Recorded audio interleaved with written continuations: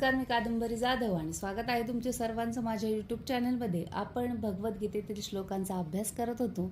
आपला अर्जुन विषाद योग पूर्ण झालेला आहे आणि सांख्ययोगमधले आपले 46 श्लोक पूर्ण झालेले आहेत. आज आपण पाहणार आहोत 47वा श्लोक. पण 47वा श्लोक हा खूप पॉवरफुल आणि लोकप्रिय पॉप्युलर असा श्लोक आहे. तर तो सुरू करूयात आपण राधे राधे म्हणून.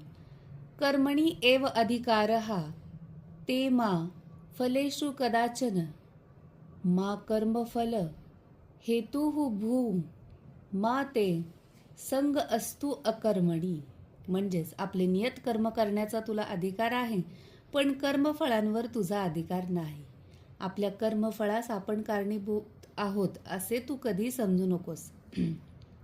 तसेच आपले कर्तव्य न करण्यामध्येही तू आसक्त होऊ नकोस. आपले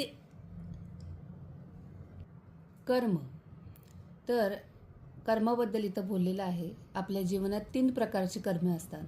कर्म जे काम धर्मानुसार कर्तव्य म्हणून केलं जातं, प्रामाणिकपणे केलं जातं, आपली जबाबदारी आहे आणि ते पूर्ण केली पाहिजे असं म्हणून केलं जातं, असं नियत कर्म म्हणजे कर्म.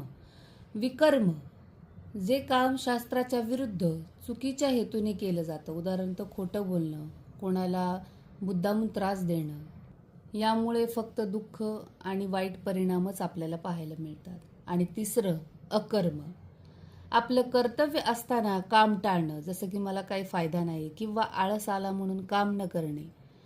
कोणतेही कर्म करताना फळाची अपेक्षा ठेवली तर आपण त्या कर्मात अडकतो. पण जर निष्काम भावनेने काम केलं तर मन शांत राहतं आणि हळूहळू योग्य मार्गही मिळतो.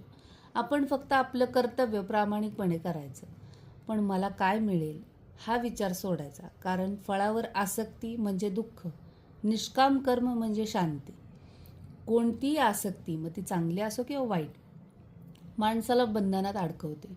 म्हणून फळाची आसक्ती ठेवली तरी दुःख, नकारात्मक गोष्टींमध्ये अडकलो तरी दुःख. म्हणजेच आसक्तीचं कारण आहे बांधून ठेवण्याचं. आपण एखाद्या गोष्टीला जास्त अटॅच झालो आणि ती जर मिळाली नाही तर दुःख, आणि मिळाली की अजून मोह. म्हणून मन कधीच शांत राहत नाही. आणि म्हणूनच श्रीकृष्ण अर्जुनाला म्हणतात, तू तुझं कर्तव्य कर, म्हणजे युद्ध कर. ते धर्मासाठी आहे, पण कोणत्याही फळाचा विचार करू नकोस. त्याने युद्धात भाग न घेणे ही आसक्तीची दुसरी बाजू होती. सकारात्मक किंवा नकारात्मक अशी कोणत्याही प्रकारची आसक्ती बंधनासच कारणीभूत ठरते. आसक्ती सोडली की मन शांत राहतं. कर्तव्य केलं की जीवन योग्य मार्गावर जातं.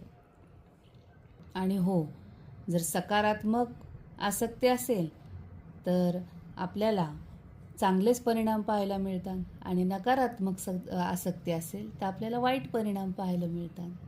तर हाच अर्थ स्पष्टीकरण मला या 47व्या श्लोकावरून मिळाला.